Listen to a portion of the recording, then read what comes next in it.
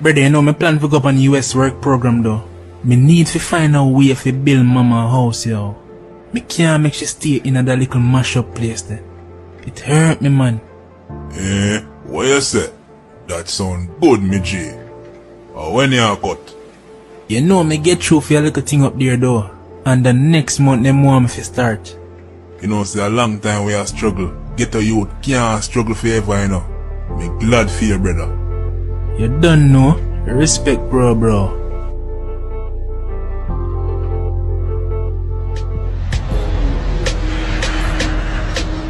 Yo, what's up, plane feel? From me a little youth, me dream to take plane and go foreign. Thank you, Jaja, cause you do it. No worry yourself, mama. Your big son are gonna come back and build a house for you.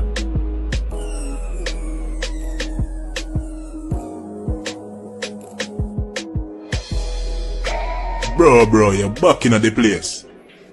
Yeah, me G. Me just come back to look on the house me a build for mama. You soon gone back up, you know. They say the house, man, it big. Yeah, man, it's a 8 bedroom, you know. What you say? I did so much. Yeah, man, so how things with you? Me hear say ton big pastor in a town, big church and thing. What you say? Yeah, man, hallelujah, my brother.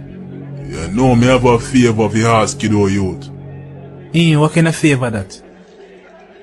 We just kind of have a little financial issues, nothing too major. Just that one day if you could have lent me a 2 million. 2 million? You know, so me not have them amount of money they do, brother. Most of the money when me make, me just have to put it back in the house. Me hear you. So I'm to the 500,000 me sent you 4 months ago. Brother, if you don't want to give me, just say you don't want to give me, man. Simple thing. Man, you, not like that. Omar, this is not a far way I come from, brother. Don't talk them way, the man. Cause you know say not true. Tell you what me I go do. Me have 200,000 for me right now. Me go give you. You have to go find a way to make up the rest though, or you go wait till when me go back up to send it down. 200,000. That's all. This me youth. Seriously, man? Me really don't have it, you know. And to tell you the truth, me still owe for material. It's a big sacrifice me really make right now to get that 200,000, you know. It's all good, man. You will take it.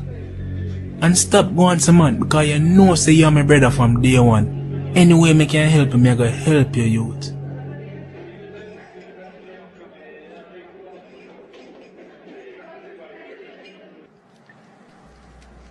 Weird, bastard. What brings you here, sir? That's why me have a work for you, you know. Well, you already know my rate. 200,000 per hit. Yeah, man, me have it right here for me. Good. Just give me the location and details. Mama, me soon come back, you know. Me I go down in the restaurant go get some dinner for you. And no worry yourself, man. How soon done, you know, you soon can move out of here, so.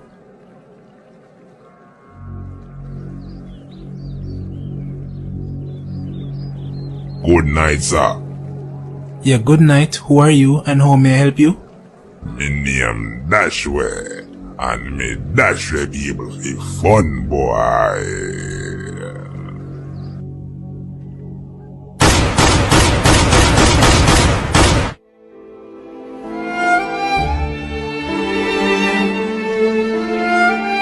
Me know say enough of no hate me right now and I call me friend killer. But me couldn't stand to see the man a build a house and me can't build no house. How that fi go, sir? Me and him not come from the same place. Why feel life better for me? No, he can't go, sir, man.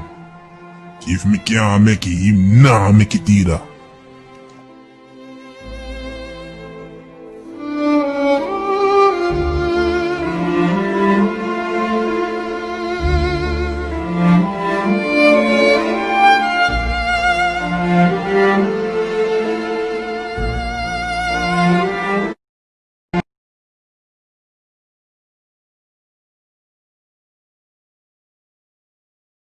Yeah.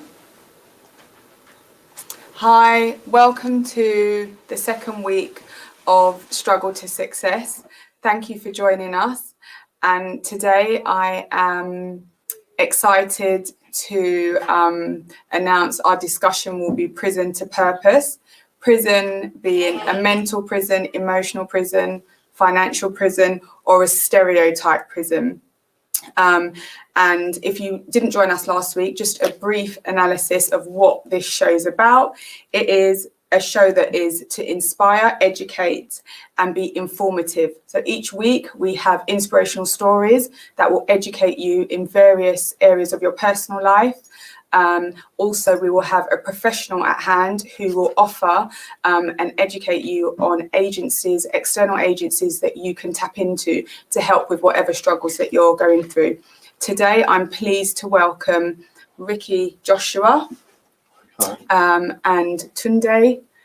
And we will also have Marvin, who will join us later on, and Sandra Barr, who is a specialist caseworker for young people, as well as our hosts, Marlo, Morris, Basil, and myself, Odisha, and Lee, who's joining us imminently. So today I would like to kick off the show with Ricky. Ricky is a friend of ours. He has a very inspirational story and a very interesting story, which I will now pass over to him to tell you guys. Yeah, no, first of all, thank you for having me. So it's a little bit about myself. So I grew up in East London. And again, I think like many of us coming from, single parent homes or co-parent homes, you feel that your opportunities may be limited. But one of the things I want to start to speak about is that my internal environment was very inspirational to me. I grew up with powerful women, my mum, my aunties, cousins, and also grew up with powerful men. But one of the things for me in an area that I struggled with was not having my father present. And when I say not having my father present, my father was present, but he is a definition of what I would call an unplugged parent. So my father struggled with mental health. So that was one of the reasons why he wasn't present. And when I look back on my journey of life, I almost feel that was a significant moment and a turning point for me as I was going through my teenage years. So moving forward, school was a big part of my life. And I think a lot of us will be able to agree that school helps form us to a certain extent. It helps build alliances. So for example, depending on what school you go to, depending on who you roll with, for example, so all of a sudden you end up being boxed in. So from there, I met some amazing friends who are still my friends today. Going forward in my early 20s, I was at a crossroad in life where I was trying to find my way. I wasn't sure if the roads were the way for me or if I wanted to go and get a 9 to 5, but I almost knew I had to make a decision. And so for a very long point, I was juggling the two. And then back in 2009, ended up in prison for Class A drugs. And for me, my experience in prison was one that I would never forget. Even though I had a lot of family support, it was also a place that I said I didn't want to come back to. And once I went, I almost knew that this wasn't for me. So one of the things that I learned whilst being away is that if you focus on the pain, then only hurt will grow. But if you focus on the lesson, then you will grow. So one of the things I kept asking myself as I was maturing, so bearing in mind I'm not completely mature, I'm still making immature decisions at that point in my life. But at the same time, one of the things I was trying to focus on was what was this moment trying to teach me? And then what I learned from that moment thereon is that this wasn't my path and I have to create my own path. But by default, I said to myself, this was my path because of my peers around me. So my peers around me were doing what they were doing and I was almost just tagging along to the point where I became involved. Leaving prison was a difficult point because one of the things I asked myself is where do I go from here and where would I turn to? And getting various knockbacks through wanting to get employment and obviously putting myself out there to want to work was very difficult. But a changing point for me was getting a job as a bin man. And at that point, it completely changed my life. And the reason why I say that is because waking up at 4 a.m., it gave me a sense of purpose. It gave me a sense of direction. But not only that, it gave me mental strength to understand that these men work in all weather conditions. How many jobs require you to work in all weather conditions? And by doing that, it gave me a sense of purpose. But most importantly, one of the things that I understood, and it's a message from my mother, is that money doesn't change colour.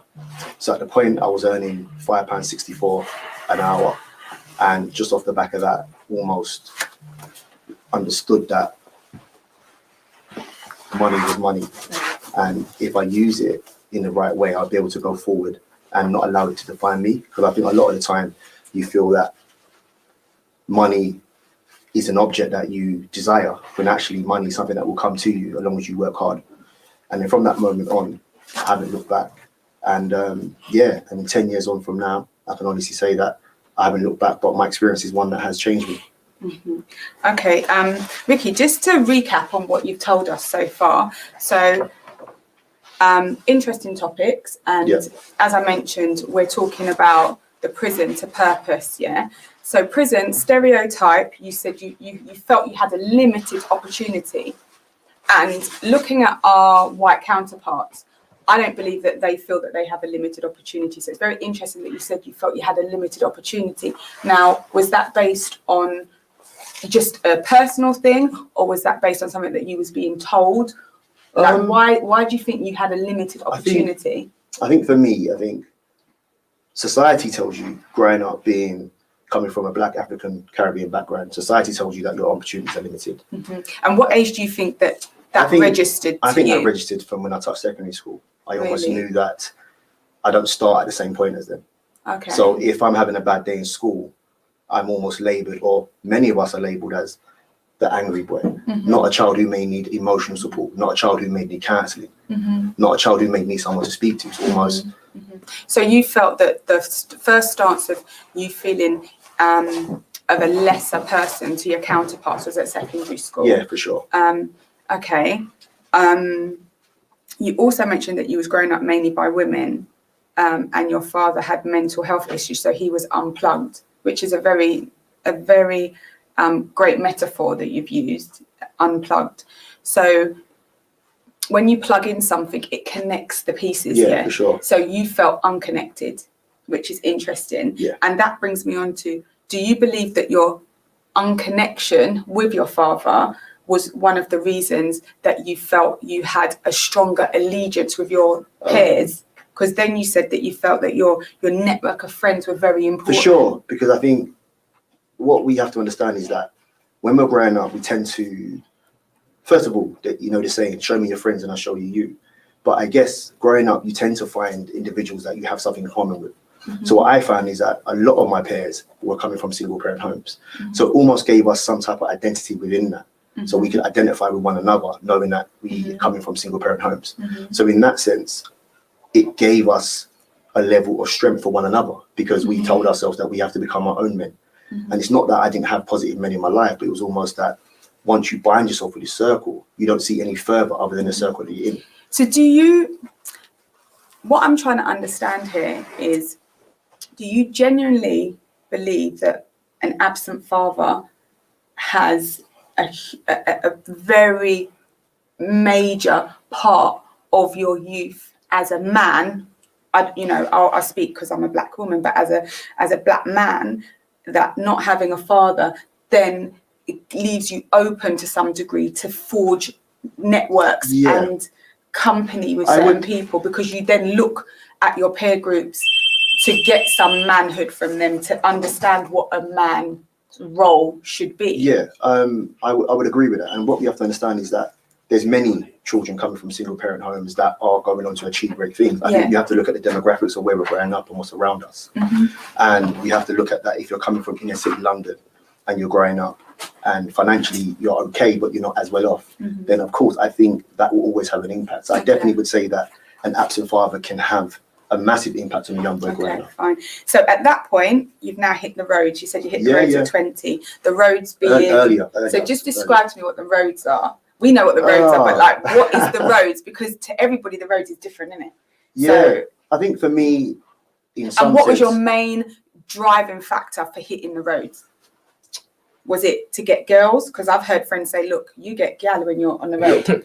Was it money? I think it your mum under financial pressure? Because there's lots of different reasons why we all hit the roads. You can look at it in so many different aspects, but for me, I think road was safety, because you're with your friends. So at the point growing up in the early 90s, early 2000s, road was just with the man.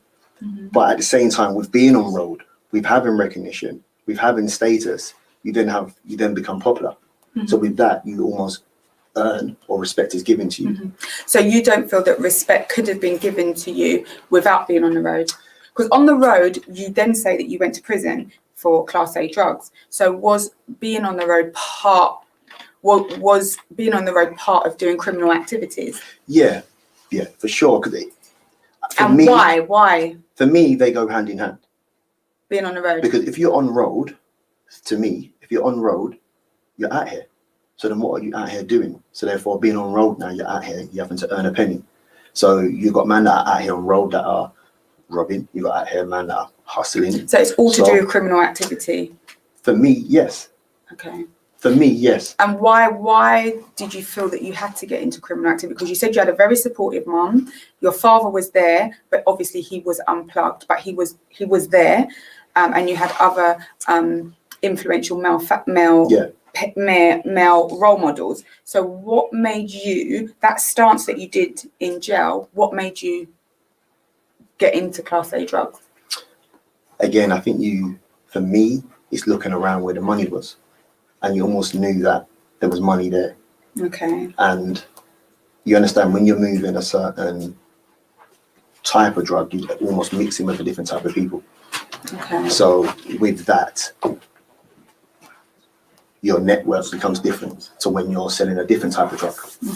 And the demographics of where I grew up in East London, but around me were surrounding boroughs from Essex. So I'm not saying that if you lived in another part of London that you couldn't sell Class A drugs, but for us, it was the go-to drug. It was the go-to drug that we know we're going to make money from. Okay, so the big factor was money. The driving force for me, for sure, was money. Can I ask you a question? Well, when you finish. No, go. Vicky, I was going to ask you is, within your network of, your extended family, did you have any influencers, any male influencers that were either running a business or, that were having a high-flying career? Was there any sort of role models that you looked up to? Do you know what? If I'm honest with you, King, they were, but I don't think they were the role models that I wanted to look up to. Okay. So I guess I was looking outside of my environment to another environment where these are the role models that I wanted to look up. So it's more glamorous. Yeah, for sure. Okay. For sure. Because I had that around me, but again, one of the things that I will add is peer pressure is a big factor as well. So as much as you tell yourself you want to do road, or that's what you think you're telling yourself, if you see others around you doing road, you naturally may follow suit. So I think peer pressure plays a big part, maybe not just for myself, but for a lot of young people coming up. Because if you see 2 or 3 of your mandem or your counterparts doing 1 or 2 things, you're almost like, okay. So for me, I would say that the role modeling outside of the home is where I wanted to be. Because as you said earlier on, if I know that 3 or 4 of my friends have absent fathers also, you almost regroup. And then if we're in school and, for example, I'm in trouble, you're in trouble, oh, what, man's got detention today, oh, boom, man's got to hang up. All of a sudden, you have a common ground. So with that common ground... And also, your father is usually always your protector, isn't it? Yes. So what happens is, and somebody who's growing a boy up without their dad, it's really funny because I feel very vulnerable without having my son's dad about. And I say to my son, look, if anyone messes with you, I might not be able to beat up the dad, but I'll handle them up. So that is another reason why you probably forged an allegiance with these other boys, because if anything came on top, you would have your support network. For sure. And as we said earlier on, with reputation comes respect to a certain extent. And then also, as I said, togetherness. You have to understand that, yes, for me, if you're on road, I associate it with, crime, but at the same time, I think you have to look at with a lot of individuals, a lot of our young men, with road comes family. So they have a support around them. So they have pillars of support around them outside of their home that they can lean to. So let's fast forward now. So you're now in jail, you're on a sentence, you're doing a sentence. And this is what I want to focus on as well, because out of your prison has obviously come your purpose. Hence, you've changed your life around. And what's intriguing to me is that you are a man that has gone to jail once. Yeah, because I've grown up with guys, they go in and out of jail. Like something is sweetening them in there. So you've gone to jail once, you've got your sentence, which, you know, it wasn't a massive sentence, but you've now had your sentence and you've come out and you said, you know what, I'm not doing that again. So what was it that made you think, like, what was it that made you think this isn't for me? Do you know what? I'll be honest with you. For me, I don't want to wake up and see a bag of man every day. First things first. But at the same time, I'll be honest with you. But at the same time, one thing that I started to understand is that I valued my freedom. I never understood what that really was until the door's locked and you can't open it. And I almost didn't like that. So one of the things that I used to do in jail, I used to shut my own door because I didn't want the gov to bang me up, because it's almost like giving you that control. So that stood out to me, that I didn't like being banged up. And my first night in jail, when I come to jail, I was like, what's going on? And one of the things that stuck out to me is they gave me this orange cover, this like little orange. And I would look, I'm like, nah, I'm not sleeping with that. So I threw it on the floor. Then I woke up, come downstairs, then I had to queue up to get my breakfast. I was thinking, queue up, this is like primary school. What's all this about? And then after a little while, I just realized as time went on and as the years went on, I realized that this is just not for me. Okay. And as I said to you, that I think that lesson for me was to say, this is not for you.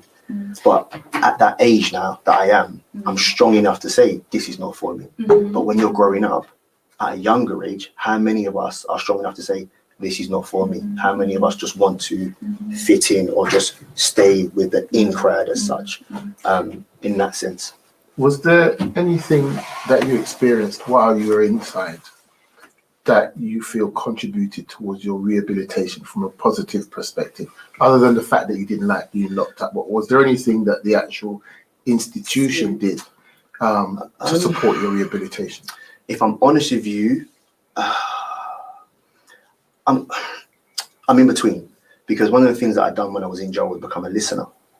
And I think that gave me a sense of purpose. What does that mean? So when you're in jail, if you become, I think at the time, if you're an inmate, you're able to apply for a job called a listener, which is a partnership run in line with Samaritans.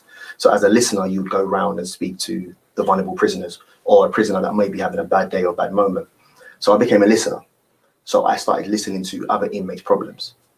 And by doing that, I almost realized that my problems are nowhere as close as your problems. So actually, do I need to be here? Or did I just tell myself that this is what I wanted, but really it's not what I wanted? So I think that was definitely a contribution factor in me wanting to come out and never come back. But at the same time, I do think, for me personally, I do think it was the backbone of the upbringing that's also stuck with me. Because one of the things that stuck with me when a family member come to visit me, they said, I never put you here. I'm not coming back. And that stuck with me because at the same time, one of the most important things we have in life is choice. And did I make these choices? Yes, I did. Was I coerced? No, I wasn't.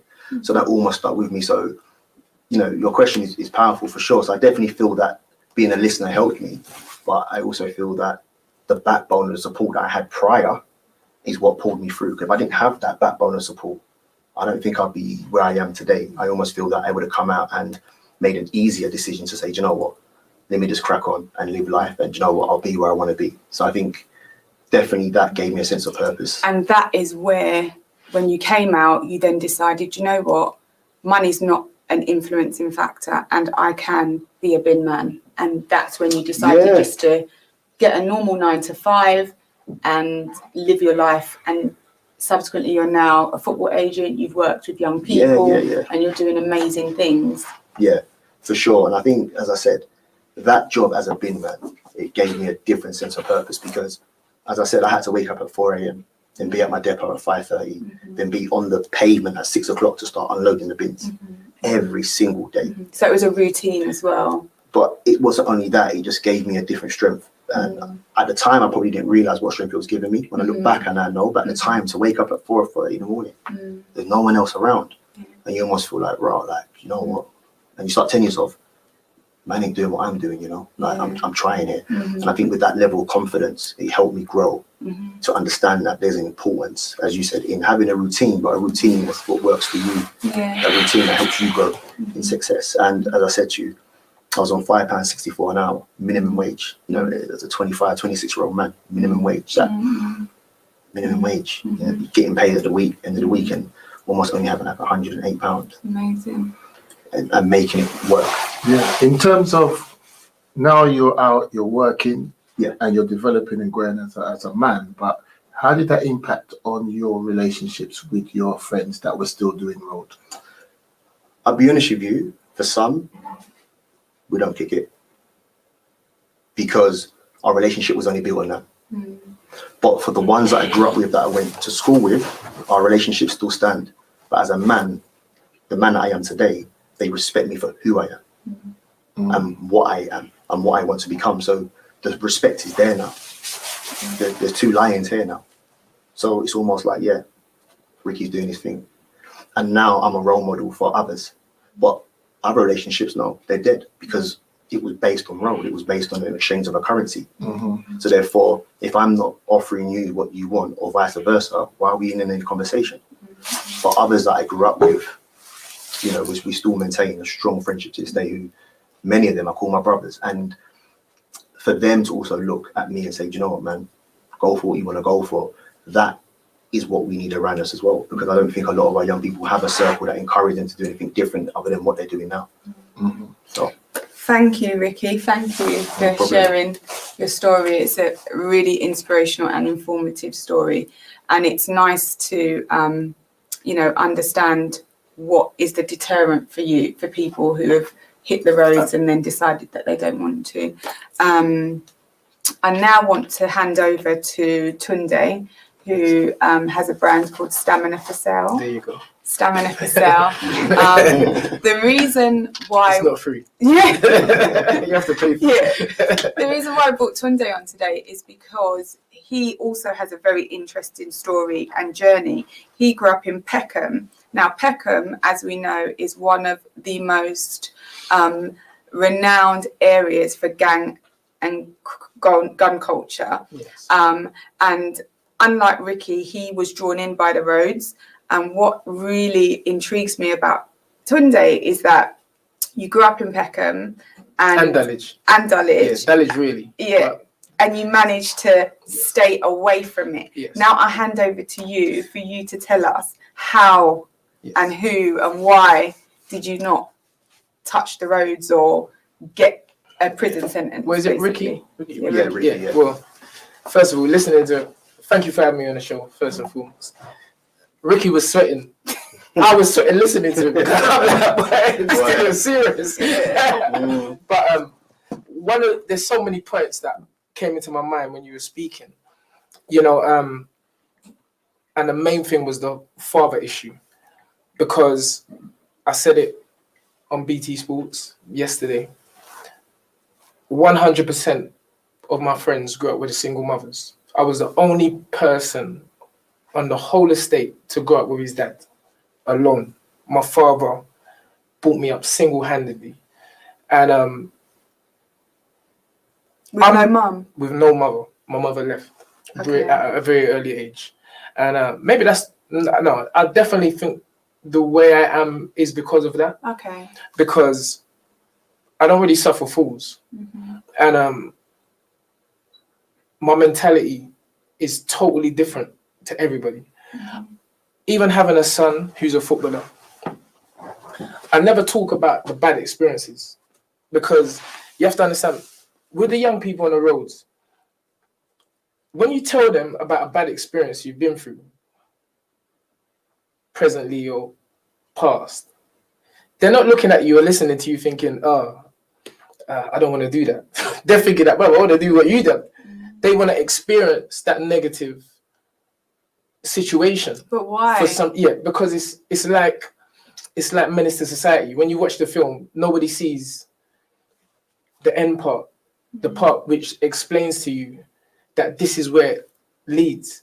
So it's kind of like dramatized, and for some weird reason, the young people tend to like that. It's almost as though it's your mum telling you, don't take the cookies from the cupboard. And as soon as she goes to bed, you sneak out and take the cookies. So why didn't you go and take the cookies? well, this is the point. This is why I say that we as men have such an important role. And there has always been this thing about the black woman. And it's us men. The men are as important, if not more important to men than the women. Because one of the reasons why a lot of us, like yourself, go out and look for the roads, look for, friends, and it's because we never had the love. It's the love of the man. It's very, very important. And it's one of the reasons why I was comfortable at home. And when I went outside, and my dad, I've never once in my life heard my dad say anything negative. And that's the truth. Really? Never in my life. Negative about you? About anything. Or negative about... Okay. My dad, he just used to sing as an artist in Nigeria called Ebenezer Obey. And my dad used to say, there's God and then there's Ebenezer Obey, because he was very philosophical about life. And I always saw my dad smiling, laughing. And this is a man that had to do 3 jobs, a security job, still became a ACCA qualified chartered accountant and a CIMA qualified accountant. And anyone who knows about accountancy, the CIMA papers is like 19 exam papers. My dad qualified. He done both CIMA and ACCA. So let me just go back here. So you was growing up in Peckham, yes, with a single father. Yes. Oh, was your friends at the time doing any badness? Well, when we was young, obviously no one wasn't doing nothing bad. We were just playing conkers and and penny up on the wall. It's when you get older, secondary school, like what you're saying, that age when your eyes become open to the luxuries in life. I think the difference between my experience was my dad never told me that these things were nice. He just said, my dad didn't actually say, don't do this, don't do that. It was the example I saw him. So I would wake up in the middle of the night and see my dad in a desk, black coffee, all through the night. Who would have thought years later I'd become that person? I work, you're talking about 4 a.m. I get up 2:45 a.m. every day, Monday to Sunday. I study, I sleep for about 2 hours, then I'm studying boxing, then I'm off to the gym, then I'm here, and then I'm back again. And this is what I saw my dad doing. And I didn't realize I was taking it in. So this is why the example what we as men, as parents, set for our children is the most important thing. And yes, unfortunately, there are a lot of children who grow up with single mothers. As I said, 100% of my friends did. So then it's the onus is on the mother to steer their children in the right direction. You got to be there for them. You got to tell them, look, let's go martial arts. Let's go to a chess school. It ain't the children. It's us, the parents. And my dad has always made me, when I say it's us, the parents, my dad has always made me take full responsibility of everything, because the love what a lot of us miss from our fathers, we're now going to the streets for that love. And you can't give what you ain't never had. So how's a man going to give you love when the man that's been closest to you, the man that you came from, ain't giving you love? So because of our environment, remember, environment is about, they say scientifically, more than 60-70% of our lives. So my dad was always like, work hard and we'll get out there. So I remember my dad was about 40 years old. And I remember him buying his first house in Hertfordshire. And I remember saying, Dad, you done it. And things like that. He said, yes, son, I worked hard. So the example, when I bought my first flat, I bought in Peckham. And you still got it, by the way. I still got it. They're trying to make me sell it. I ain't selling nothing. I ain't selling nothing. But and it's just been work. I had dreams as a footballer, Then I got released. So then I was hoping my son will become a footballer. My son was at Palace. He just got released from Palace. But, you know, we're backing him. My father wasn't really backing me sports-wise. They didn't want me to be a footballer because all Nigerians love football. So it's... Then he wanted me to take up accountancy. So I was going to the office. But that wasn't really what I wanted to do. And then I found this boxing thing. So at no point you felt the need to go out there and commit any kind of No. I was crime? out there. I was doing things. I was with my friends. But the thing is that it was never a situation. It was your dad in the back of your mind thinking, I can't disappoint him. Always. And I was never like, you know, there's a saying, teach a child in the right way and it won't depart from that when he gets older. And that's very true. Because in the back of my mind, I'm hearing my dad, don't shame our family.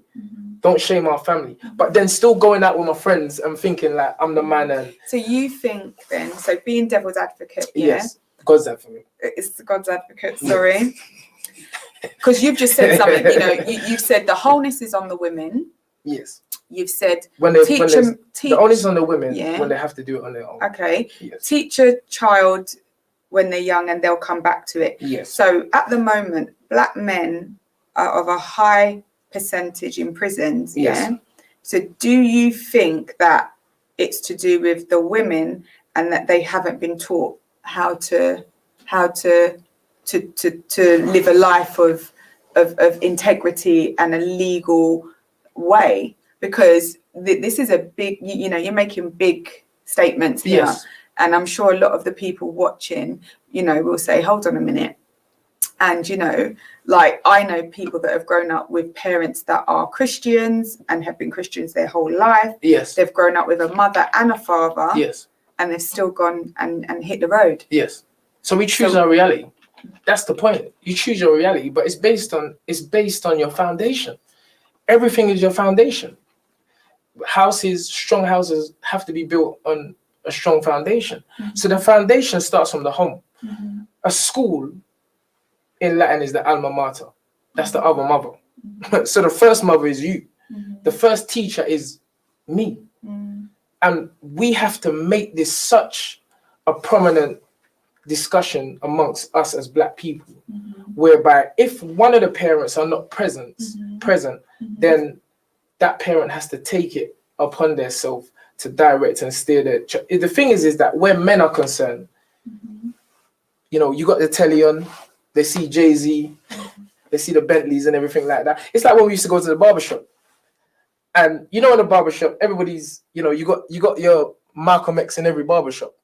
Everybody seems to know the answers. But then I was always like, so why are you here then? You're giving me all this breakdown of African history, but I don't see no money. I can't see no car. I can't see nothing. And then what has happened is that many of us who become successful in the hood, on the roads, now we've got that money, we forget about where we started. So there's nothing for us to see and hold and believe in. And myself and Anthony Yard, we now train in Box Up Crime, which is a gym designed for the kids in the ghetto, in the road, in the wall. We've just erected a big picture in the gym of Anthony holding 2 belts. And this is why I say I don't talk about the bad things I've been through. I'm just showing them, look, this is it. Because the way the mind works, it's like women and men, but let's say women, experience a bad relationship. And then they start thinking about that bad relationship all the time. This man done this to me. I can't take man, they're all the same. So that's the prominent thought in your mind. And then you meet some next man in a dance, and guess what? You're meeting the same man again. Because that's been the thought in your mind. So what are you saying then, that these young boys are putting a thought in their mind? Yes. And then they're reenacting No, it's not. It's in the home. This is the point I'm saying. It's vibrational. You know what your child's thinking without even talking to them. So sometimes your child is down. So you are really saying the reason why you haven't gone down that road is because you had a father that was patient, positive, and kind. Absolutely. Yeah? And it sounds so easy, nobody believes it. Okay, that's that. If that's the reason that has steered you away Yes. from crime and criminal activities, Yes. then we have to. No, and it's one of the things, and to me it's the most important thing that a parent. I mean, Basil spoke about him, like myself, experiencing the roads, going out on the roads, but he always remembered his father's voice, that presence from when he was born. Okay. And I think that women can do exactly the same and have done for many, many years. We make a choice as individuals. When you was on the road, that was your choice to go on the road. It was your choice to go on the road. You consciously said, or subconsciously said, I'm going to go out the road. I want nice things and everything. The way you went about it was the wrong way. The way I went about it was the wrong way. And then I know there's a lot of things are popping up in your head. No. Do you know what? We've got somebody here today, Sandra Barr, a very old school friend of mine, and she is a specialist caseworker and has been working with youth in Camden, Haringey, Enfield for many, many years. Yes. And she has in-house knowledge of working in these homes of these problematic children. Where did she come from? What environment did she come from? So she comes from Edmonton. Okay. So it would be interesting to bring Sandra in now. Is Edmonton, because we're from down south. So Edmonton is down. Edmonton is Shankville, I think. Okay. So Sandra, I think it would be nice to bring her in to understand if what you're saying mirrors what she's experiencing. Hi, Sanj. Hi, can you hear me? Can't hear you. Hi, Sanj. Yeah. I know that you've been listening. You've overheard Tunde and Ricky's stories. I just want to hear from you as a professional working with young people, with their parents out there, what your opinion is. So just give us a brief overview of what you do and then follow up on what Tunde's been discussing. Yeah. Okay, so thanks for having me this evening, and it's good to hear from both sides in terms of Ricky and Tunde. So in terms of my role, I've been I see myself as a specialist worker, and I've been doing that specialist worker role for about 15 years plus. So really my background in terms of specialist work is an all-rounder. I've worked with a lot of young people within gangs, CSC, so child exploitation, criminal exploitation as well. That's obviously come out now. Homelessness. I've worked in the prison environment, prison setting, children being in care, young people with mental health and emotional health needs, young people obviously in school backgrounds in terms of exclusion. So I've worked across various remits within prisons, within schools, and I've managed a number of projects and services, which obviously one of them Ricky has also been a part of. So I suppose listening to both Ricky and Tunde at the moment, I think there is a common theme and there's a common trend, which I find in terms of some of the young people that I've worked with and also some of the referrals that I've received, especially within the current role that I'm working in within Camden Social Services, within the home life and the family, that there is a majority of absent fathers. Not all, but some, but majority is single parent mothers that are raising troubled children, troubled young people. So we're in there to try and support where possible, to try and prevent from a young age, from early on, from like 10, if possible, from primary school, going right through to the transition of secondary school.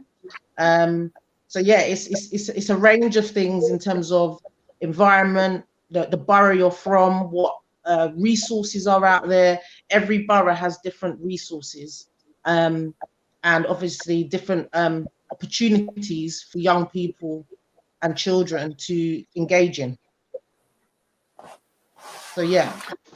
So Sandra, good evening. When I was growing up, some 30 odd years ago. Don't give it away now. Yeah, don't worry. Maybe 40 odd years ago. It's like, I had a very strong role model in my father. But beyond that, within my community, community, there were lots of other positive men, strong men that took care of their families, that were working, that were supporting other members of the community. And what I felt was that even if I didn't connect with the way that my old man was trying to raise me, there were lots of other men that I could look towards. A lot of my friends who grew up with their fathers, there's a lot of those men that I could look up at and gain inspiration from. Now, I understand, I mean, we've spoken about the women and the fact that a lot of them are single, but what has actually happened, in your opinion, to our community that in today's day, the men that should be upstanding, that should be not just a father to their own children, but to all of the young men in the local community, what do you think is the root cause where their absence is having such a negative impact? Why are they so absent?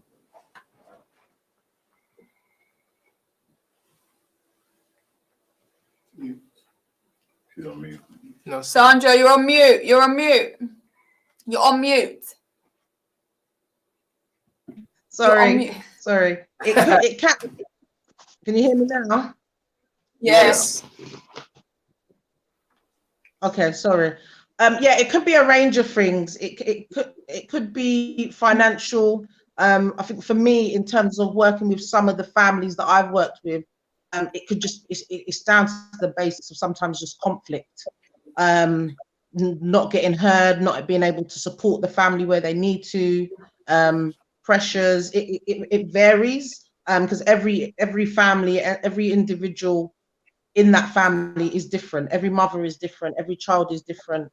And it could be just down to responsibilities. It's a different generation right now. But like I said, there are some males that are present and are sticking, trying to work with social services, trying to work with specialist workers for the best for their child.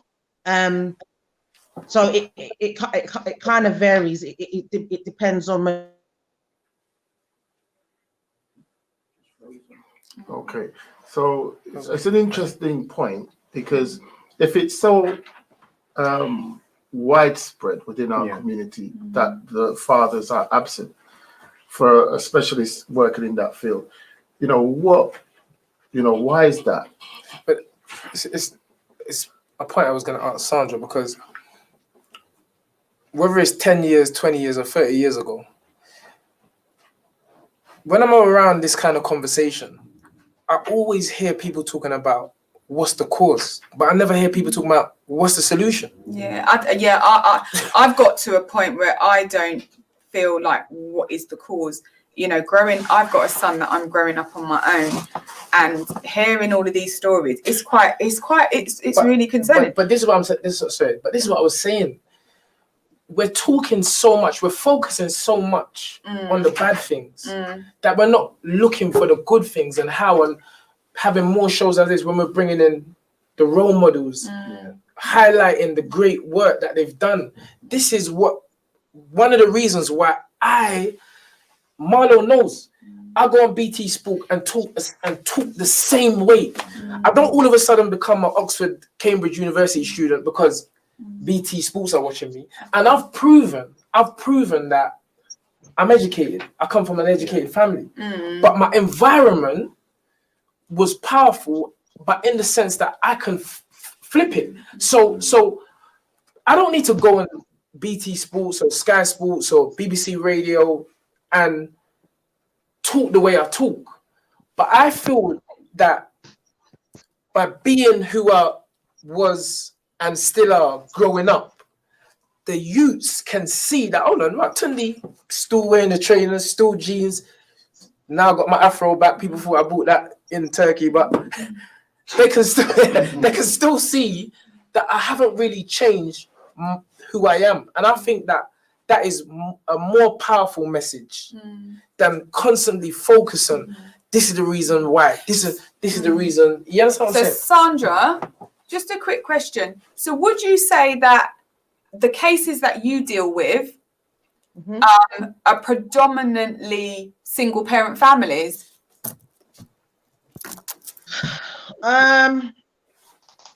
Yeah, but obviously, I as someone has mentioned that I think it was mentioned, I've by Tunde or Ricky is the network around you. You know, that village of family around you, whether it's sister, grandma, you know, those people around you to support that single parent family. So have you had any success stories from being brought into a family that requires support, and you come in as an external agency, seen it through with this child, and then you've managed to deter them? So has there been any success stories for you? Yeah, I think because there's so many young people that come to my mind. I think over the years, obviously working within Camden, it's been over 4 years. But I think the one for me where there was one that was on the verge, and that we was highly worried about, you know, him getting drawn into a lot of violence. We actually, as a network, we decided to move him out of the borough. Right. And within our borough, we have kind of like reciprocal arrangements to house young people outside the borough if, you know, we've got intelligence or evidence to feel that this young person's at risk or unsafe in their current accommodation. Okay, we just had a question from Melanie. It says, what are the early intervention models that you use when working with young people? So you've just mentioned one intervention was to move him out of the environment completely, and that equated to a success. So what other interventions can you use with young people? Well, what we like to do is we like to try and meet with young people to try and support them around what are the key issues for them. What are they going through, whether it's trauma, because we know a lot of young people witness, you know, knife crime, witness murders that they shouldn't be witnessing. And we like to, you know, try and do like sessions or group work sessions, but also a lot of intervention work and possibly going into schools and doing some self-confidence, self-awareness work, community work, things around cohesion as well, manipulation, stuff like that. So we do a lot of group work where we can target a lot of the young people, but also we're trying to implement working with some of the parents so that they can acknowledge some of the signs of potential grooming. So there's a lot of work that we try to do, but also we can outsource other agencies. Like we've used agencies like LEAP as well, where they do a lot of LEAP confronting conflict. Okay. So they do a lot of work around conflict, recognizing signs of gangs, and a lot of community work as well. Okay, I think Lee has a question. My question is for Ricky, actually. Right? What words could you say to your younger self before going to prison, right, that would have changed that outcome? And do you know what? That's such a powerful question. I think what I would say to myself, looking back at a young, 14, 15-year-old Ricky, is, again, don't submit to peer pressure. And it's difficult, but just believe in yourself. Whatever your dreams or your visions were at that point as a young boy, hold on to them, because I don't believe many of us wake up and say, I want to touch the roads. I think there's some, but not many of us. I think we all have a level of dreams and aspirations. So it's about having that self-belief. And I think if we plant that seed of self-belief in our younger generation, I honestly believe that we will create and help reform the next generation coming up. And just echoing what Sandra was saying, and on your question, Adisha, about success stories, I think when you work in a professional setting with young people and families, I think there's so many tiny little gems that are successes. So it's not almost just about turning his or her life around or saying, don't touch the roads. It's almost building that self-esteem and confidence. Because when you build that self-esteem and confidence in that young person, then you almost can give them the tools to say, I don't need to be this. So do you feel that, because obviously you mentioned the absent father, do you feel that there are things and things that children can do to help kind of suture that wound of not having their dads in their lives? Yeah, I think for me personally, I think one of the solutions were when I worked with families, and bearing in mind when you're working closely with local authorities, you're working with families that are on the higher spectrum, that are on child protection plans. So if they put their left foot wrong, the children are entering the care system. I think for me, and touching on what Tunde's saying, I think being a male professional worker helped because it filled a void. Okay. And it almost gave the family something to look A at. male figure. And it may not, I don't need to be the father figure because the dad may be around, but I'm the brother, I'm the uncle, I'm the extended cousin. And I do feel like I had a lot of great success. Okay. To the point where if we have more services like that, or we having more conversations like this, or we're offering more support groups, or we're offering more mentoring sessions or role modeling projects where actually there are some fathers out there that want to reach out to their families, but the relationship's so broken that actually, how do they come back? And it's about working on yourself. And I think that's something that we do miss. Yeah, because that's the point I was saying. It's like, I don't watch news, but growing up, it was always in the background. And anytime I see, well, let's say anytime, but 95% of the time when it's black people involved, it's always negative. So I'm like, this is what you're showing us. You're showing us that They're feeding us. They're feeding us this negativity all the time. That why isn't Leon news at 10? Why are you at news at 10? So then you have to ask yourself, then why are we asking anybody to do this thing? No. For us? Yeah. Why don't we keep on highlighting the success stories instead of having all these big organizations, all these this service, that service, this service? So where's the disservice for the positive people? That's why we're here. And that's the point I wanted to touch on as well, because the reason why I asked that question is because sometimes it's easy to just disconnect ourselves from young people. And I think when we ask ourselves, because I was that troubled child. Yeah, I was somebody that was traumatized at a very young age. And the way I dealt with that trauma, because I didn't have any therapy around it, was the people who are closest around you end up feeling the wrath of that trauma that you've gone through. I came from a one parent family, you could say. We had a very hard life, but when we lived in Brixton before my mum was shot by the police, we had that village type set up. So although if my dad went around, there was Tony was the mechanic that my mum could say, go and ask him to give you a little bit of work and tidy up the garage or whatever. Do you understand? And then once we got taken out of that environment, I never had that no more. Right? So all I'm seeing now is roadman and man, if you want to make money and you want to get respect and you want to get the girls, you have to emulate what they're doing. Yeah. So then you go down that road. Right? And for me, I wouldn't necessarily, I had a positive role model in my life that stopped me from getting too far into it.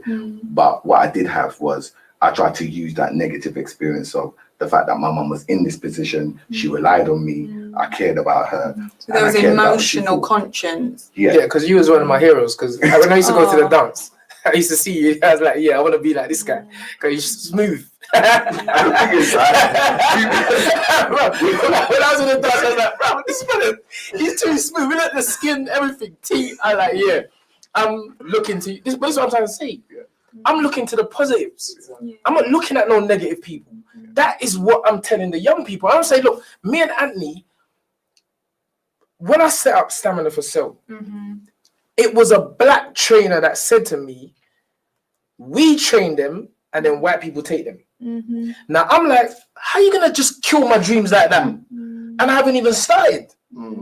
But because of the grounding of my dad, because of the thing where my dad said to me, don't put no barriers in your way. Be what you want to be. And this is why I termed the phrase, dream it, believe it, become it. When you see my Instagram page, dream it, believe it, become it. Every time, every word that comes out of the first words, interview whoever, dream it, believe it, become it. And I just feel that, having shows like this and seeing positive people like my brothers Ricky and that's what I'm looking at. And I'm trying to show the young ones that I wouldn't say I wouldn't say there's a lot more for me to come. Yeah. But what I know is that you don't see no black trainer in boxing like me. No black trainer in this country, UK. So you are. It's given a everything is platform. me. When I say everything is me, there's a team. Yeah. But I started it. I started. Given a I done it. platform. I built Stamina Disorder brand. I proved that I didn't even go into their GB, nothing like that. I studied and set up a system of boxing. And within under 4 years, I'd taken someone, or we took each other from no amateur experience to the elite level of the sport. And nobody can take that away from me. And I've done that to show others, not just black trainers, but you know, you can do it, but it's more significant because I'm a black man from the roads, never had no qualifications, was around the drug dealers, the shooters, and everything like that. But because of my mindset, you know, and that's why I ain't leaving. That's why Marlo knows we're getting ready for a pay-per-view fight. Amazing. And you know, I have to be here. You know, just going back, one of the viewers, Joanne McDonald, has said, she mentioned that the government has taken away a lot, withdrawn a lot, there's been a lot of cuts. But Tunde's basically saying, let's just forget the government and deal with our community as a community. Let's help and fill in the gaps where we see that there are issues. And with saying that, I want to hand over to Marvin Hibbert that is online now. And Marvin, again, has a very emotional, interesting, unbelievable story that I would like to just let him give us a bit of an overview of his life. And I feel that, you know, that he has so much to offer for this session, this week's discussion, because his story really covers Tunde's, Ricky's, Sandra's, Basil's, Lee's. You know, it encompasses everything that we're here talking about today. So hi, Marv, thank you for joining us. You're welcome, Deja. Evening, everybody. Evening, sir. Evening. So Marvin, just give us, just tell us your story in a kind of, you know, capsule, compressed way. All right. Can you hear me clearly? Yeah, Yes. come a bit closer. Right. So can you hear me, yeah? Yeah. Right, so I was brought up in a dysfunctional family. My mum was very promiscuous. My dad was a road member. Basically, just to sort of break it down, my dad was a high-level drug importer. My mum was his good time chick. They had kids. My dad was. Is that Marvin? Yeah. Sorry. I'm rude. Yeah, come Big on, up, sir. Marv. I just realized it. I'm there looking at the screen. I'm like, hold on. Is that Marvin? What's going on, bro? You can't hear me. I'm looking at the screen. I'm in this guy like this, listening to everything that's going on. But this is what I'm talking about. Yeah. This is Marvin. Come on, talk the thing, Marvin. Come on. So what it is, I come from a mixed race family in a racist environment. I got brought up with racism. I was neglected. I was abused, not sleep up physically. I was abandoned. I got fed every day. I chose to adopt the road as a family infrastructure because I got loved and I never got loved. I got groomed into being a benefit to everybody in my environment. So I started crime very young. I started crime at 11, 12 years of age. I was out of school by the age of 13. I was on the ladder for crime, theft. I started from thieving and then quickly escalated from thieving to robbing to firearms. I had my first firearm at the age of 14. I was arrested for my first shooting at 18. I was in prison for most of my childhood. I made a significant impact in the prison system because I was black, but I wasn't accepted by all the blacks or all the whites because I was mixed race. So certain people had issues with my skin color tone. So I was fighting a never-ending battle to fit in. I fitted in by being extremely violent and more violent than most people in the environment we come from. I grew to harness that violence into a self-belief of confidence. I went through therapy as a kid, and I didn't really want the therapy because I wanted to become the biggest, baddest villain in the country. I set off on a journey at 14 years of age to become the biggest, baddest villain in the country. I'll cut a very long story short. So I got all the way through crime. I went through prisons. I was arrested and sort of investigated for, I think, 23 murders in total. Armed robbery, not kidnapping, hijacking, violence, GBH, ABH, burglary, fraud. I spent 16 years literally in prison out of maybe a 33-year sentences over the span of my life. I was proud, and I'll honestly say I was proud of the criminal that I've become, right? I was literally living that life like you couldn't imagine. I'm embarrassed of the life that I led, but I lived it fully. I lived it real. I was that guy. I was the guy that everybody came to for guns, violence, drugs. I was that guy in North London, East London, West London, South London. So everywhere I've been, and everybody will know me from every compass of the city. Most cities in the country, I've visited committing crime. I made it over to Europe into the transportation industry of drugs. I was dealing in millions of pounds every week, every month. And I was flying. I thought I was the guy. I was the man. Everybody wanted 50 bits, 100 bits, 20 bits. I got it here. Everybody wanted guns. I got them. Everybody wanted violence, contracts, collecting dough. I was the main sort of debt collector for a lot of the cartels around the planet. I'm not proud of it. I'm not glorifying it. It is what I was, right? So I can't hide from what I was. But I got shot, and I'll regress a second. I believed everybody I got involved with loved me, right? And I believed they had my best interest at heart. I believed everybody had my back like I had their back. And I went through my life blind, ignorant.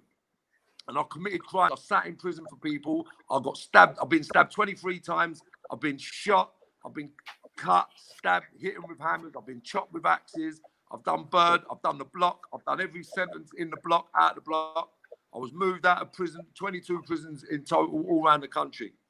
And then I went to Spain. I became a very known criminal in Europe. They say I was the cartels linked to the major criminals in the UK. And basically, I was proud of the person I've become as a criminal because I was heading to that place as a kid because that was all that was on the table for me. I embraced it 100%. I lived it. I breathed it.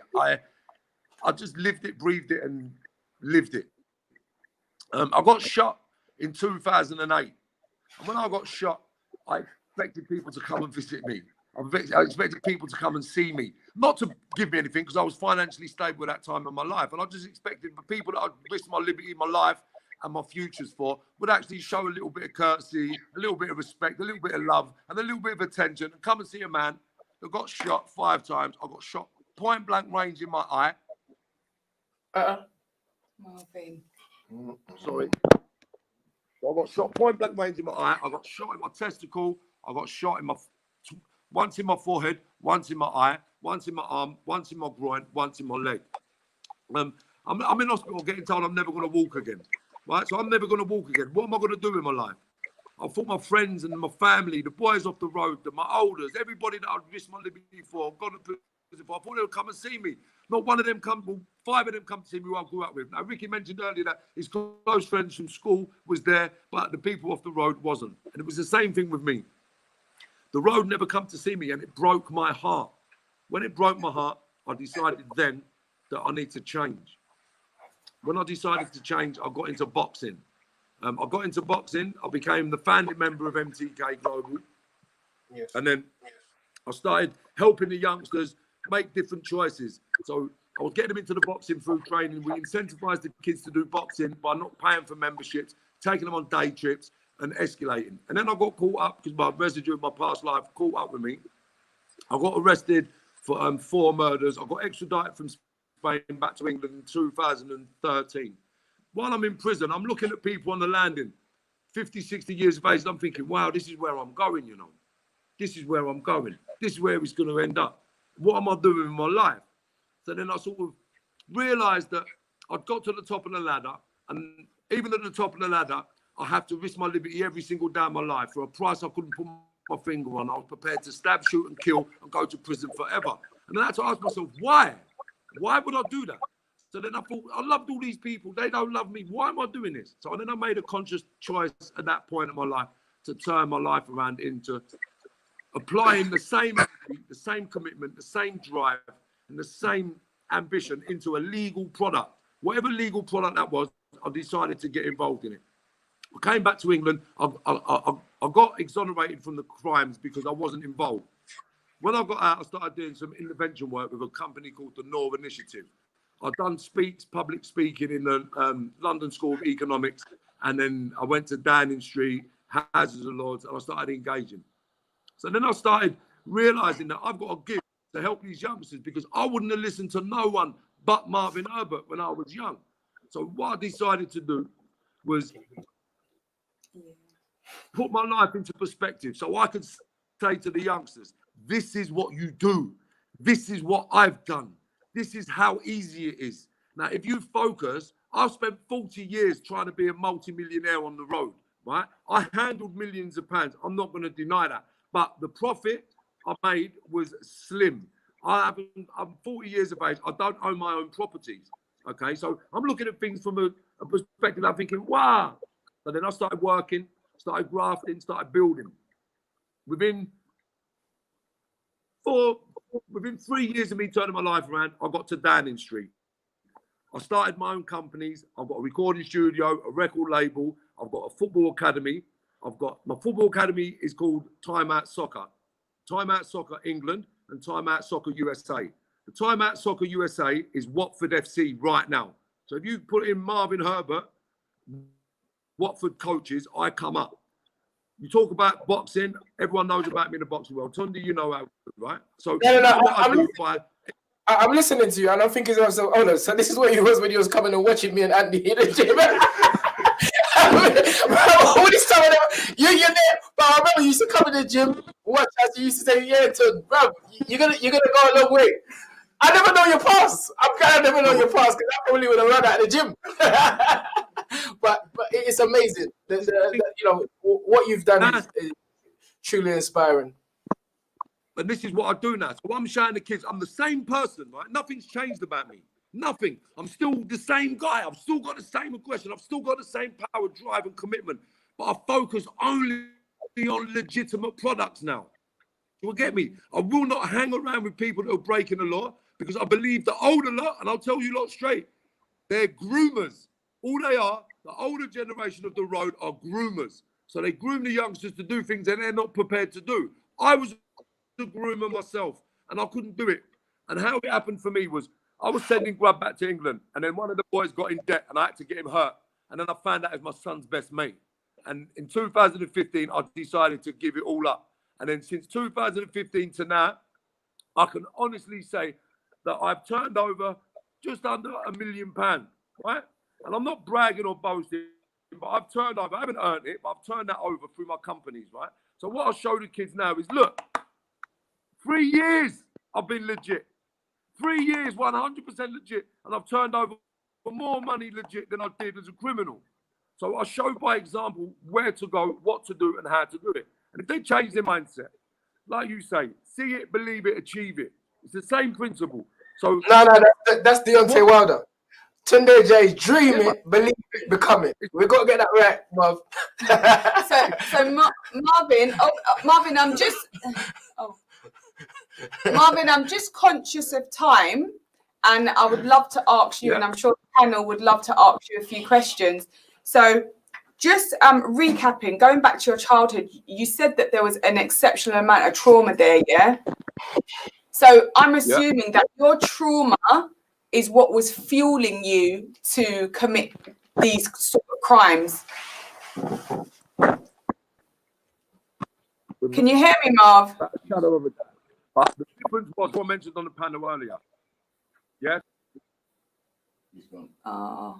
Oh, we've lost him. But God. does any of the hosts have any questions? Yeah. Or like Sandra, this is something that you would have experienced every day, seeing children like Marvin who've maybe got mothers who are on drugs or Marvin, you're back. Marvin? Yeah.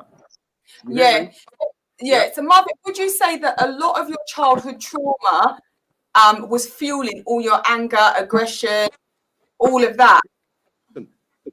The trauma is, I'll just replace trauma with trauma to get through. So one bit of headache, I had to create another bit of headache to get over the last bit of headache, not deal with the headache. And that was the issue, you know? And because I learned how to deal with trauma in life, I've started to become a better human being because I've dealt with my trauma, right? But the trauma is a contributor from day one, you know, trying to fit in, trauma, being neglected, trauma, getting beaten, trauma, going to prison, trauma, and trying to fit into them environments is creating trauma accepted in them environments. So I had to be violent to be accepted by the blacks and the whites. Do you understand? Because certain African people, certain Jamaican people didn't want me in their house because my mum was white. Certain white people didn't want me in their house because I was black. So I was fighting with that trauma. I had to overcome that neglect and that rejection by creating something that people wanted, something certain people looked up to and respected. And that in itself created more trauma for myself growing up as a man. So Marvin, you know, we've had Ricky on who said he went to jail and he said, this isn't for me. I'm not staying here. You went to jail and subsequently you've done 16 years worth of years in prison. So what now? So you've done 16 years. So why all of a sudden now have you know what, enough's enough? Was there any major change in factors? Because you was making money. Oh, we've lost him again. Anyway. I think for me, obviously, I can't speak for Mark, but hopefully we'll touch back in. I think you've got to look at, again, similar to Sunday, the different experiences of life and understand that our paths are different. And one of the things that I want to say earlier is that many of us stop learning when we leave school. And what we fail to understand is that education continues after we put the books down. I wanted to ask. And it's almost having that mentality and that mindset, knowing that because I'm not in school, I don't have to stop learning. And that's something that we don't get from the system. We don't get taught the confidence. Marvin, you there, yeah? And how to become entrepreneurs. Yeah. We don't get that. Marvin, I wanted to ask you, I want to go right back to the beginning. I don't know whether you touched on it before, but was you brought up by a single parent? Was your father present and your mother present? He said my dad was in the back. My dad just come and went as he pleased. Yes. Yeah. So basically, my dad just come and. So he was brought up by your mother. When I turned 14, yeah, and then when I turned 14, I backed out of a bait on my dad and told him, "Don't bother, come back to my house, you bum." So I mean, this is the point I'm saying. I think in everything, in all experiences, because everybody's experience is different, so you can't really say this is the magic wand to solve the problem. Because as you see, like his experience is horrifying. What I'm hearing is horrifying. I can't see myself. Never. I can't see my family ever going through what he's been through. But he's got a story to tell. But for me, it's always going back to the beginning. How did it start? So Marvin, wasn't there anybody in your life when you was doing what you was doing that you would have said was a positive role model? A guy called Eddie Topping, but he died when I was young. So then there's more trauma there again. Yeah, it was the only person that used to beat me when I was doing bad things, you know. And so what has made you now decide to turn your life around? Because you're what? How old are you now, Marv? 40. How old? 48. So at 48 now, what was that deciding factor that made you think enough's enough? Was it the shooting where you lost your eye and all of that? No. Listen, I was still at it when I got shot. I was still at it, right? But what it was what happened was I was sending food back to this country. So when I hurt someone, and I found out it was my best friend. Marvin, some of the listeners might not know what food means. So It's good. So basically, I think Marvin said, Bisha, yeah. can I just ask, if he comes back on, what I wanted to know is, were there any particular services or organizations that he felt supported him or didn't support him? Does that make sense? Over the years where he went in prison, came out in the community, was he able to reach out to any services in his community or where he lived? Were they even about? Did you hear that, Marvin? Marvin, Yeah, were I there can any? hear you. I can hear you. So was there any agencies that helped you that kind of came in and had interventions with you? I didn't want it. I didn't want You it. wasn't on it. I didn't want Wow. it. I really didn't want it. Put it this way, they put me in care and then they paid me to go home. They paid me to go home. I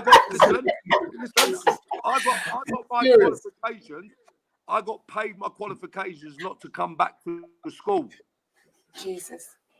Right? So they put me in an intermediate treatment centre. The intermediate treatment centre of 14 paid me £5 a week not to come in every week. Marvin, you see what I'm saying? Do you know what I mean? Like, this whole thing, this is the point what I was saying.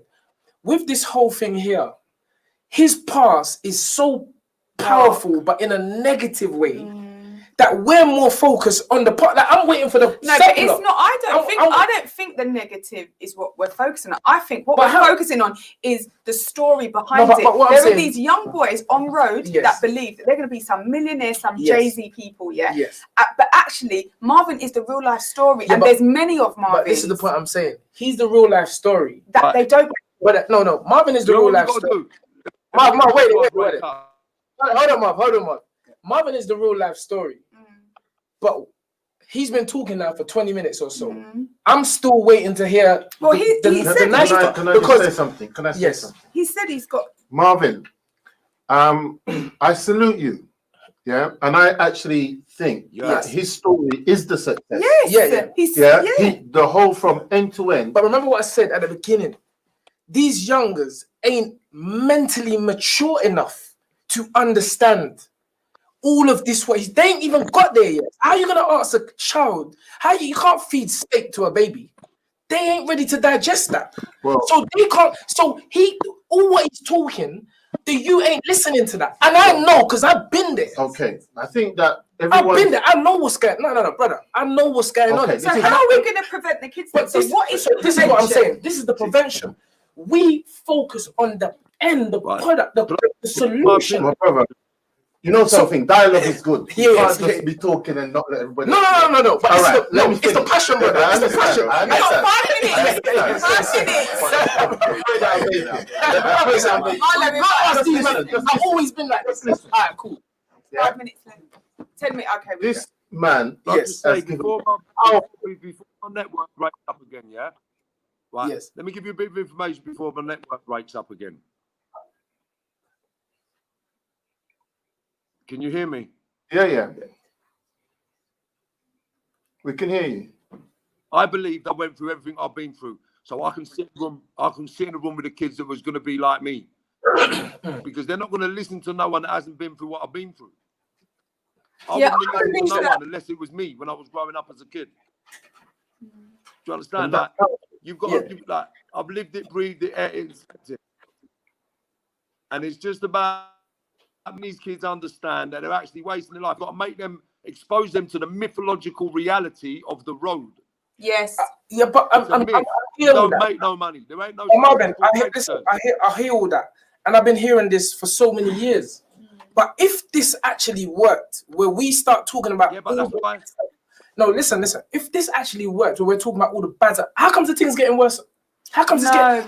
Because I don't think that is it. I don't think that these children are exposed to reality. I feel they hit reality when they're in jail. They don't hear it before. They don't hear it. So therefore, you got to put positive people out there more. Yeah, this is the point I'm saying. I'm not like I've been arguing with people in the barbershop for this for years. No. I agree. We need to get the positive people out there more. I'm saying that. Sorry, it's a passion. But Listen to me, yeah? I started in business, Yes. yeah, more or less at 15 years old. Yeah? Yes. I bought my first house at 18 years old. This is what I want to hear. Yeah? This is what I want to hear. Now, I started my first company at 21. I became a company director. Yeah? I've done promotional activities. I've owned several businesses. I own more than 10 businesses. So Basil, what was the sacrifice? What was the sacrifice? Let me finish. Go on. Tunde needs to listen. Sorry, That's what Joanne McDonald is just saying. Tunde needs to listen. I understand the passion, my brother, yeah? Yeah. Now, I employ more than 100 people. My business turns over more than £5 million a year. But if I've got mentees, yeah, young people, because my customers, I've got a shop in Brixton, yes, I've got a shop in Lewisham, I've got a shop in Shepherd's Bush, and I have young people. I have my customers bringing their children, their young men, yeah, single mothers, yeah, and young men with mother and father into my shop, yeah, so that I could give them some mentoring. Yes. Yeah. So many so that I can't even have them here for the whole day. Yes. Sometimes I got to let one work for 2 hours, and then they go, and someone else comes in for 2 hours. On a Saturday, I could have 4 or 5 young people. And I've been doing this for the last 15 years. So my point is this, Basil. My point is this. Can you let me finish? Oh, you want more? Brother? Oh, Yes. sorry. Now, there's times when I can connect with some of these guys, and there's times when they look at me and I'm telling them something that's benefiting them, but they're looking at me and they're saying to me, you don't know my life. Exactly. Yes. You don't know my estate. Yes. You don't know where I come from. Yeah. Yes. And right on Brixton Hill, there's one of my customers was going home at night. Yes. And he saw a group of guys stabbing, attacking one young man. Yes. Yeah. It's about 8 or 9 of them.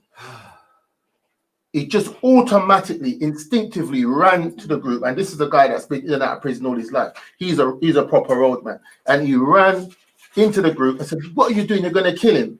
Now, the youths ran off. The young man had 29 stabbings. He lifted him up, brought him to the nearest house, called an ambulance. The police came. The guy, long story short, the guy went to the hospital, came out. Yeah. He then saw the young man about 6 months later. The young man said, excuse me, are you the one that saved my life? And he was like, yeah.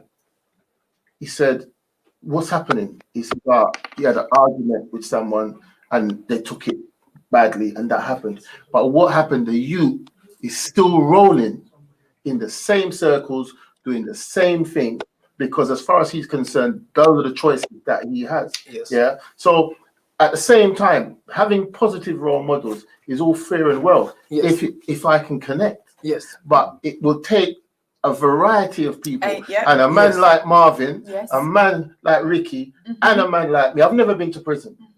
Yeah. So there is a certain extent that I can't connect. You can't so reach it's to, all you very can't well, reach. you know, showing people that are successful. Yes. Yeah. But you need to see this is what happens. This is what you could do. But the and point that's is, what the happens point if is you that- follow another. that's Just perfect. One That's thing. One thing, and touching on what Baz is saying is that your strength is in your struggle. Yes. And what we're saying is that if we find what one of the solutions may be, is that if we find more ways to connect to one another. Yes. Because I don't like to say he's hard to reach. Yes. Do you understand? I can't reach him. So therefore Somebody someone else else can reach No, him. but you must. I don't know if everybody's missed my point. No, I haven't. So I'm- what we're saying collectively is what you're doing very successfully within the boxing field and outside of that is ways of connecting them dots. So we are showing the success stories, but at the same time, as you would echo, it's not where you start; it's like where you finish. But at the same time, they will strengthen that as well. So No, for me, well, Marvin actually works for the company what my co-host works for. So I'm aware of Marvin's story. But the point again, I'm not disagreeing with nobody. What I'm trying to say is that you're asking young people to comprehend something that's taken you 3/4 of your life to understand. But right it doesn't person- matter. But it doesn't matter. You right might be able to person may- reach. the Yeah. right person may be able to connect. Yeah. Like you might step So into a room. Lee asked you, what would you have told your younger self? The reason why he asked that question is because you never told your younger self. Of course. So this is the point. So No, this maybe because, some battles. there was no one there to ask that question. I make people start talking and thinking and coming back, but I'm not saying nobody's wrong. What I'm saying is that So how are you reaching out for your young people then? I go back in the hood and I show them.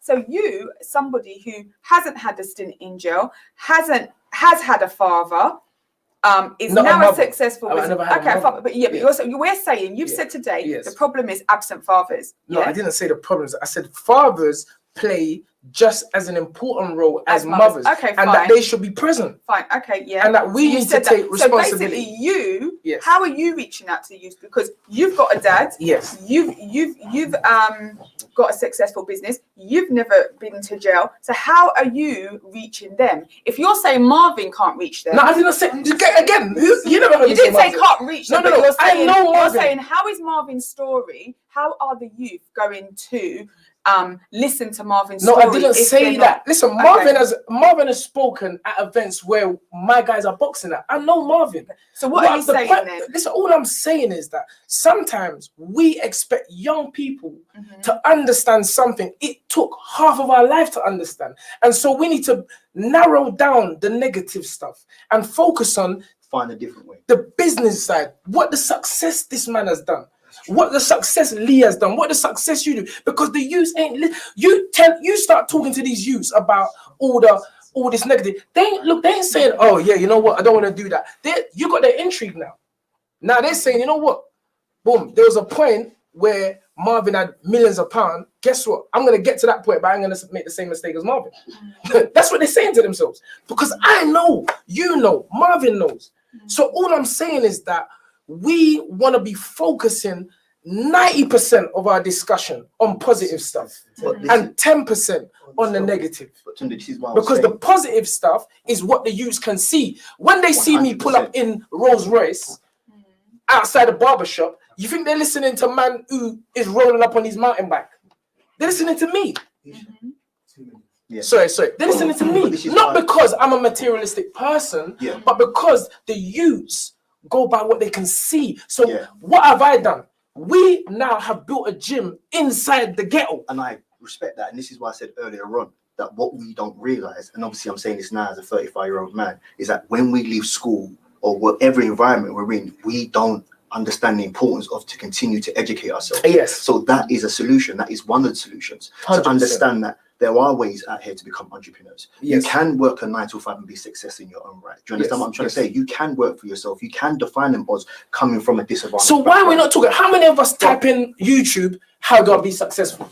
You tell me. But you're not understanding that this show is about struggle to success. So we can't just shine a light on successes. People want to know, what have you been through in order for you to be successful? Marvin had to do 16 years. Ricky had to do 2 years. Yes. So what we're saying here is everybody's struggle is different. Absolutely. Everybody's struggle is different. So everybody's struggle is different. So yes, Marvin had to talk about his issues, and it wasn't we were focusing on that. That was his story, Tunde. No, that was his story. Listen, I've heard Marvin speak on numerous occasions, and I'm all for what he wants. I see this is good because it's inspiring. The thing inside of you. But what I'm trying to say, I've heard Marvin speak on numerous occasions. Marvin is my guy. That's what I said. You don't want to but focus what I'm trying on to the say is negative. that this is a positive show. We want to be putting out positivity. But he is positive. So his positive. So no. He said he's now got. I'm saying he was talking for 25 minutes. Marvin was talking for 25 minutes, but I only heard the bit that I wanted because I'm focused. Only 1 minute or 2 minutes. Sorry, bro. Right.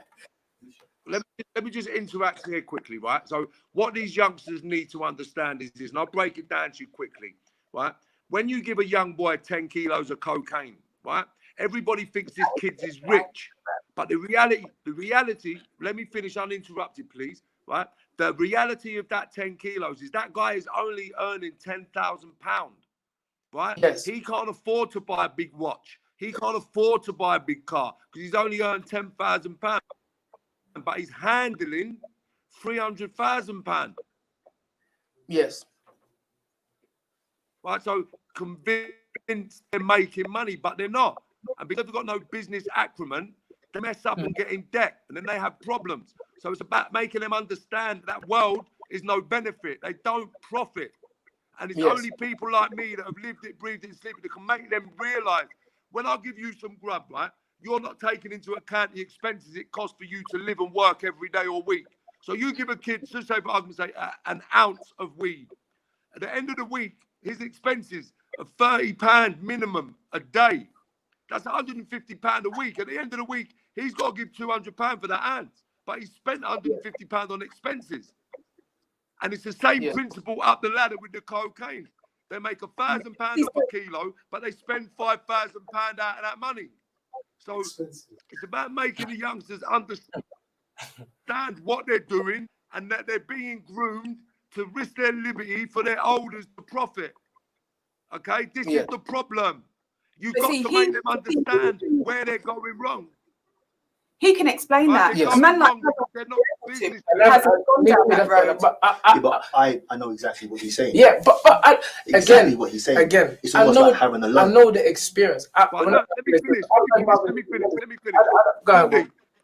Tunde, you give someone 100 kilo a puff, right? They're only making £15,000, but they're risking 10 years in prison. I get that. I understand They've that. got to pay their whole clique to look after it. They've got to pay someone to deliver it. They've got to pay someone to protect it. And this is the thing that the road don't understand, especially legitimate people. There is no profit in that game. Yes, Marv. It's only grooming. So the old people in Europe benefit, right? They don't profit. That's why they're all in trouble. But they're kept on a hook because they're black and they're dispensable. Don't get this shit twisted. Yeah? They're black and they're dispensable. Yes. Powerful. Yeah. Powerful. And they can't live, but they're in debt. So they got to continue working to pay off the debt, get set upon, get robbed and shot. Right? This thing's different. Right? And they need to understand that they're going to make more money working, than they will be selling drugs. But they'll handle more money selling drugs, but they won't earn no money. So they will pretend. They don't lie to their wife and tell them, I ain't got no money, babe. It's not my money. The wife sees a bag of money. They say, yeah, sweetheart, go and treat yourself. Because they can't be a mug. They can't be a mug. So they got to pretend to be this guy. But it ain't their money. That's the reality. So we got to make the youngsters understand that reality is not money. I feel, bro. I've been at your talks, bury your talks. I feel everything. I'm not. Listen, nobody's saying that what you're saying is not right, and education is the key. And you're right, having you on the show and talking like this. But you know me, Marv. You know me. That's my thing is from my perspective. Your thing is from your perspective. Everybody's valid. Yeah, but the perspective that is coming. Listen, Tunde. The focus is my perspective because the focus is helping the kids that are like me. We're not helping the kids that are like you. You need to listen, my brother.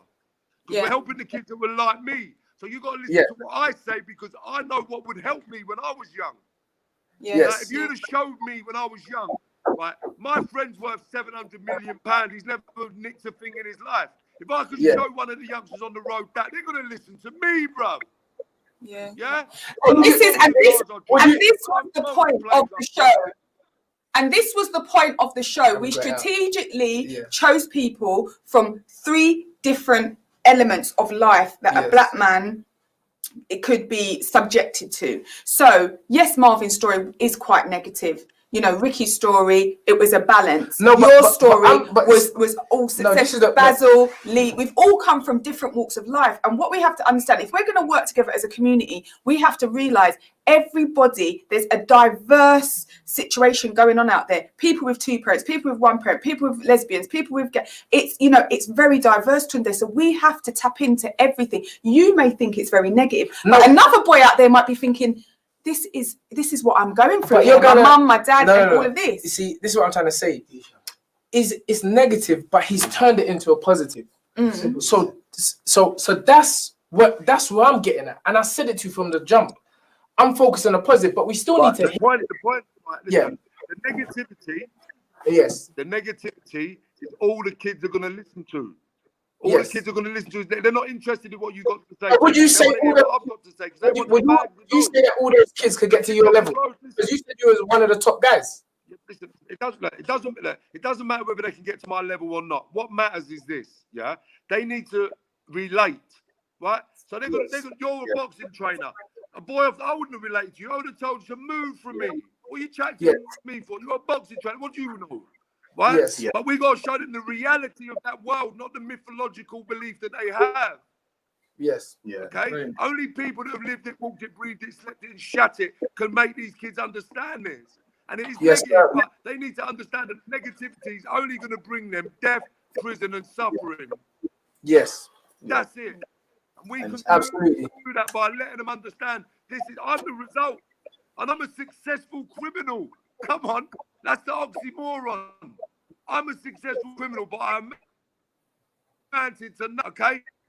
So if you want to romantic, go do what you're doing for the next 30 years. Say again, bro? They're not doing it. You show them the right way with experience of negativity. And they'll realize, I don't want to go through that. Yeah. And that's what I'm saying. No one wants to get stabbed, no one wants to get shot, and no one wants to sit in prison. But they all have to do all of the above if they want to reach my level. Yeah, and where Marvin is and where he's gone, as you said, many may not reach there, but it's not about reaching there because they may reach to the point where I got to and almost look at it and say, do you know what? All right, you know me. I would talk forever. So I told you that at the beginning of the show. That's a turning point. But as I said, as you said, everyone. Well done, Marv. Keep doing what you're doing, bro. I think that's all I live for now, man. Come on. And I think the moral of the story. Like, I got my two youngest daughters in boarding school. Do you understand? My two youngest daughters go boarding school. They were sitting next to us at the last boxing fight. You was with them, right? We've got to wrap up now. Okay. Yeah, I think the moral of the story is right. I want to introduce. Right. There's no introduction. The show's done. Go do your thing, man. They go. She's the face of Milfield. Yeah. That's the it's your daughter that was at the boxing. That's the success. Come on. That is the success. He's got Right. his two daughters. Now she's the face of Millfield. She's the face of Millfield Preparatory School. Right? Yes. She's like the top netball girl. Beautiful. Everything in her. But the mistakes I've made, I've created two beautiful little daughters. And Adisha, you remember them when they were born? I know. I'm so proud. I'm so proud of them. Man. Yeah. And what you've been through. They're middle class. Yes. And this is what we got to do with the youngsters. We got to teach the youngsters how to become better versions of men like me. Simple. Well done. Agree. Come on. Totally. Well done.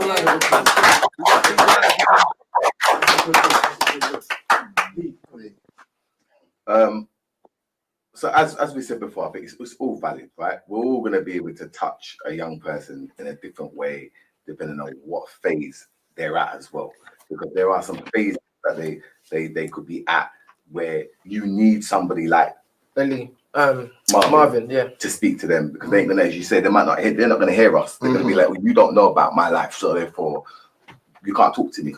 And then there's gonna be young people who are at a stage where you're not quite there yet. You're not really bad, but you need somebody to give you a little bit of guidance who does understand a little bit about what you're going through, understand your vulnerability, because you're vulnerable and you're putting on this front because you feel you have to, and someone who can relate to that and be able to say, I know what it feels like that. I know when you're really scared, but you have to act like you're strong and all of these different things. So it's more about being able to signpost people to the right person. Yes. Right.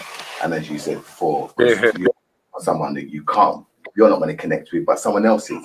And it's about, and I think what you said as well about that whole hard to reach, I might not be able to reach you, but you know what? I think I know somebody that can.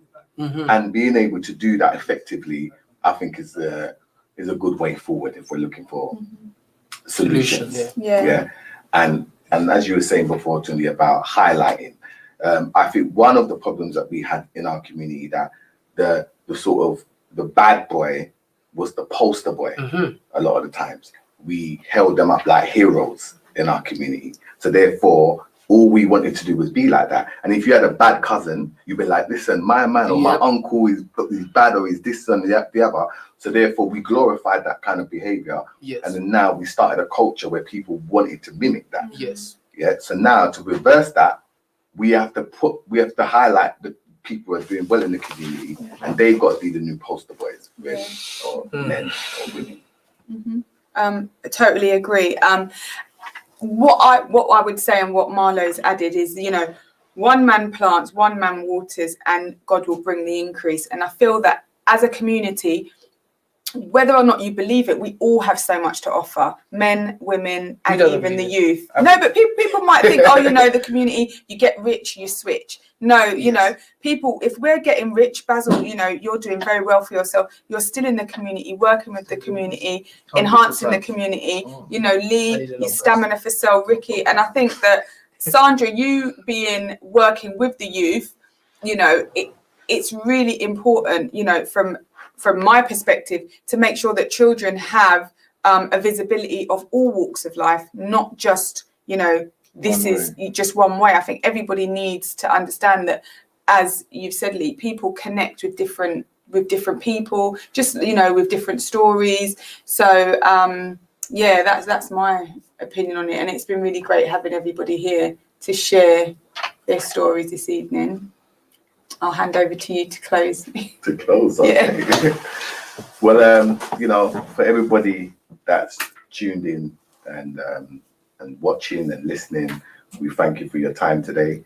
I felt like it was a really productive conversation, and the mere fact that we differ is good, because we're different and we bring different things to the table. And I think there's some people who will listen and take, you know, things, what you might say, Buzz, what you might say, what you might say, Ricky, so, and what I might say. So therefore, we need a variety, and it's healthy. And the good thing is, we're not in the barber shop where we leave and feel like, you know, we haven't concluded.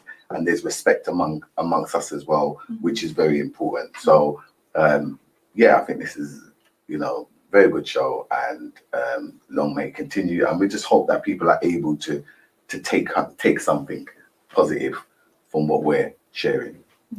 Yeah. And very lastly, because I know Milo's mentioned that I needed to mention the book. My book is also a way of trying to, as I say, make myself vulnerable and show what I've been through, but in the end, what I was able to do. And I think transferable skills is something that we have to really teach young people that they have, because a lot of times we believe that we only can do you know, what's in front of us with the tools that we have. And it's just understanding that same thing you're using for the road can be used for other things. And that's what Marvin said today. He used his road mentality and passion for illegal activities, and now he's doing far better than what he was doing when he was on the road. Yes. So there's the. It's amazing. Yeah. Yeah, well, thank you, guys. Just say one thing, group, please. Right? Adisha, you remember me from 2010, right? Yes. In 2010, would you ever believe that I would have got to Downing Street? No. When I met you with Joseph, I said I don't want my children meeting Marvin. And behind my back, Joseph took him to see you. My son came back and said, Mum, Dad's got a friend with one eye. And he took his eye out. I'm like, what? And I was like, oh my God. But do you know what, Marv? I'm so grateful to have you in our lives, because if my son, you know, gets out of hand, I'll just send him to Uncle Marvin. And I'm telling you, beat him up, do what you got to do so that he doesn't go down that road. Do you know what I mean? Like, I'm grateful. I have got an equally yoked environment for my son.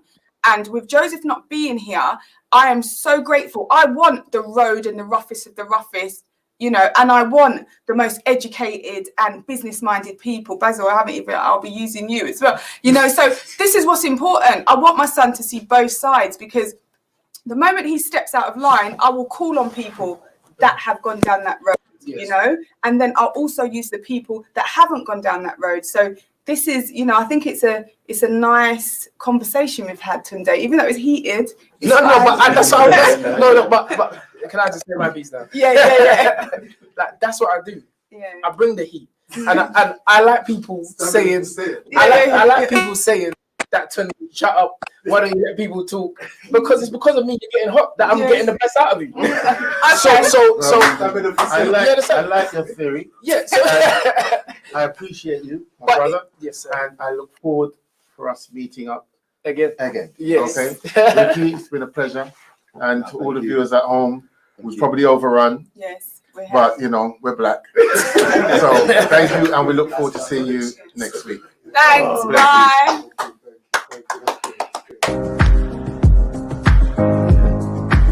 That was wicked.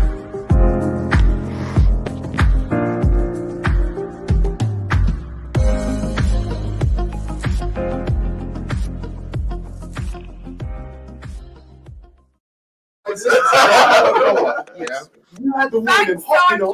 Yeah. The woman It's all right. That's good though. I like that. What I'm saying is good. Oh, thank you. I'll go video next time. Yes. And your theory is something Huh? You know that what you you need? believe. Niche. I've got to be. You need a part 2. Yeah, definitely. Part 2, and I'm going to be there live. Yeah, they need a part 2. Are they gone? Definitely. I think All so. right, Marvin, it was nice to I meet think so. you.